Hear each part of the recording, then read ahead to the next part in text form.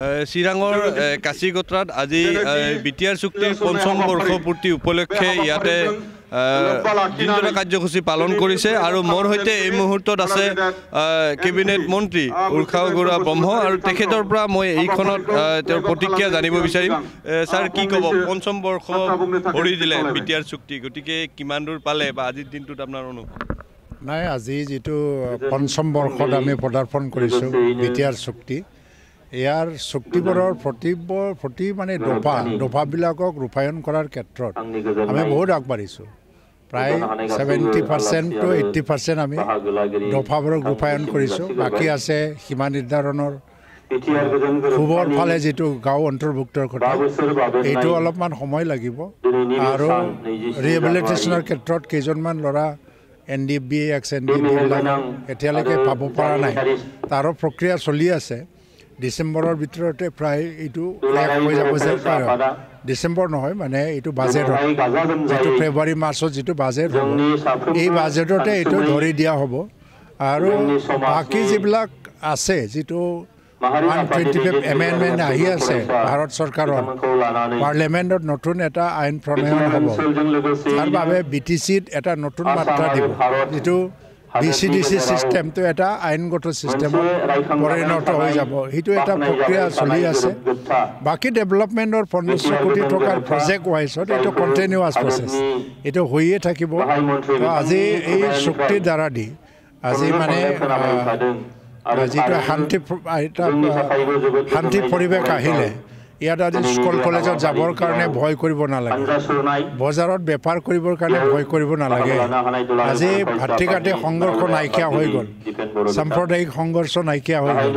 তেনে এটা পৰিৱেশত আহি পাইছোঁ আমি বিটিআৰ চুক্তিৰ কাৰণে।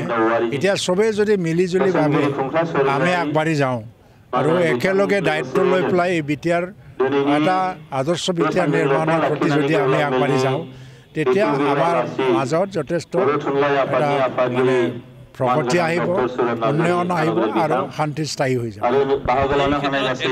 আহ্বান আছে, আহ্বান জনাইছে যে দুটা ৰাজনৈতিক দল আছে BPF আৰু UPPL একত্ৰীকৰণ হ'ব লাগে, এইখন মঞ্চত আহিব লাগে। গতিকে এই ক্ষেত্ৰত এই মুহূৰ্তত কি ক'ব আজি এই পবিত্ৰ আপচুৱে আহ্বান কৰ্ম মৰ্মে BPF UPPLৰ মাজত এটা একত্ৰীকৰণ বুলি কোৱা নাই। আপচুৱে কৈছে যে আমি মিলামিচাৰে ৰাজনীতি কৰিব লাগে, মানে ঐক্যবদ্ধ শক্তি হৈ পেলাই। দল দুটাই বেলেগ বেলেগকৈ থাকিব, কিন্তু ঐক্যবদ্ধ শক্তি হৈ আগবাঢ়ি যাব পাৰি নে নাই, সেইটো লৈ এটা প্ৰয়াস চলাইছে। আজিৰ দিনত মই আৰু বেলেগ একো নাযাওঁ, কিন্তু ইমান আগবাঢ়ি যোৱা নাই, কাৰণ সমগ্ৰ প্ৰক্ৰিয়াটো আপচুৱে ধৰি পেলাই আগবাঢ়ি লৈ গৈ আছে আৰু আপচুৰ নেতৃত্বতে এইটো আগবাঢ়ি গৈ আছে। কিন্তু UPPLৰ সভাপতি প্ৰমোদ বড়ো ডাঙৰীয়াই তেওঁতো আগতে কৈছে যে আমাৰ ইয়াত যদি হয় তেওঁ ক'ব লগা নাই, আমি আছোঁ।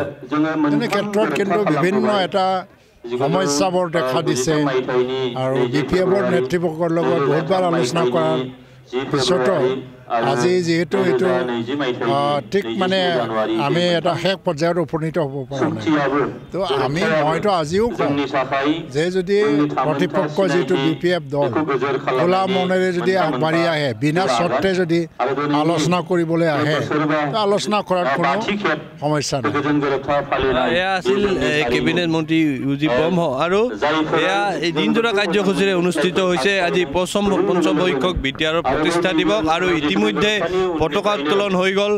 ইয়াৰ লগতে বডোফা উপেন্দ্ৰনাথ ব্ৰহ্মৰ প্ৰতিচ্ছবিত মাল্যাৰ্পণ বা শ্ৰদ্ধাঞ্জলি কাৰ্যসূচী সম্পন্ন হ'ল। শান্তিৰ প্ৰতীক হিচাপে পাৰ চৰাই বেলুন উৰুৱাই দিয়া হ'ল আৰু 10 কেজিৰ কেক কাটি আজিৰ এই পঞ্চম বাৰ্ষিক BTC শান্তি চুক্তিৰ পালন কৰা হ'ল বা বৰ্ষপূৰ্তি পালন কৰা হ'ল। আৰু আজিৰ দিনটোত পৰৱৰ্তী সময়ত মুকলি সভাকে ধৰি কেইবাটাও কাৰ্যসূচী গ্ৰহণ কৰিছে আৰু কেইবাগৰাকীও UPPL এপচুকে ধৰি বড়ো জনগোষ্ঠী বিভিন্ন সংগঠনৰ নেতৃবৰ্গই উক্ত কাৰ্যসূচীত অংশগ্ৰহণ কৰা পৰিলক্ষিত হৈছে। আপুনি বিচৰা বাতৰি পাব কেৱল News 18 এপত। News 18 এপ ডাউনলোড কৰিবলৈ স্কেন কৰক এই QR কোড। Google Play Storeতো পাব এই News 18 এপ।